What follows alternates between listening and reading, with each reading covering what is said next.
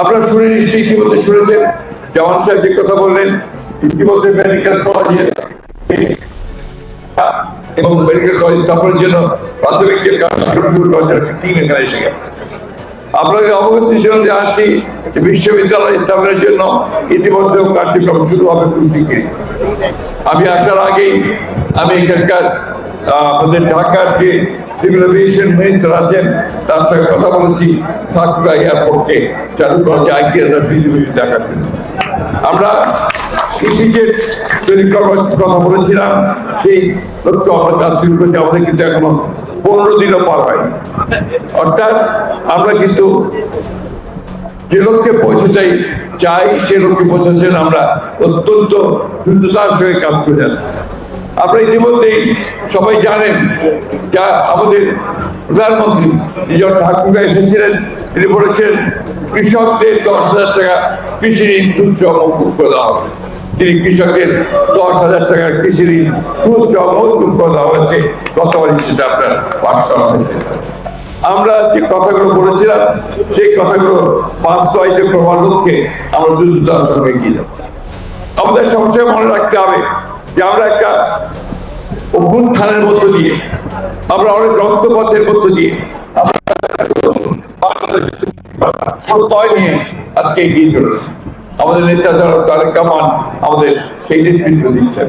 আমি এই ইফতারের আগে বেশি কথা বলতে চাই না, বলতে চাই যে আজকে বর্ণ, গোত্র, ধর্ম সবকিছুকে একত্রে করে সকলকে সঙ্গে নিয়ে জাতীয় ঐক্য সৃষ্টি করে আমাদেরকে আমাদের জাতি গঠনের ক্ষেত্রে এগিয়ে যেতে হবে।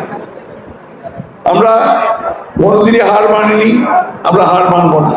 আমরা 1971 সালে আমাদের স্বাধীনতার যে চেতনা, 90-এর যে চেতনা এবং 52-র যে চেতনা এবং সবশেষে আমাদের জুলাই যুদ্ধের যে চেতনা, সেই চেতনাকে ধারণ করে আমরা আমাদের জাতি গঠনে সামনের দিকে এগিয়ে যাব।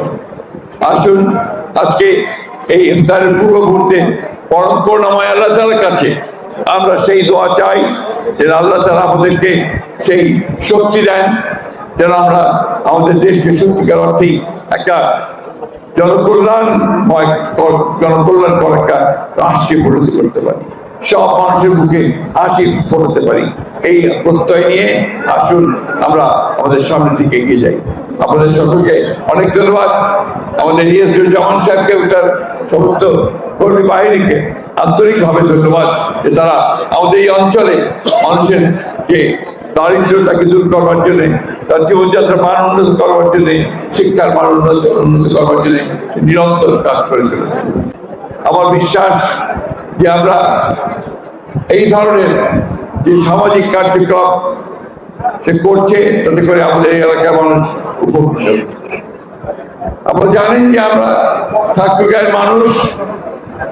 আমি আপনাদের প্রতি আমার কৃতজ্ঞতা জানতে চাই, আমার ঋণ কথা আমি আপনাদের জানতে চাই যে আপনারা আমাকে বরাবরই সমর্থন দিয়ে এসেছেন এবং সমর্থন দিয়ে আপনারা আমাকে আমি জায়গায় আজকে এসেছি সেই জায়গায় আসার সুযোগ করে দিয়েছেন।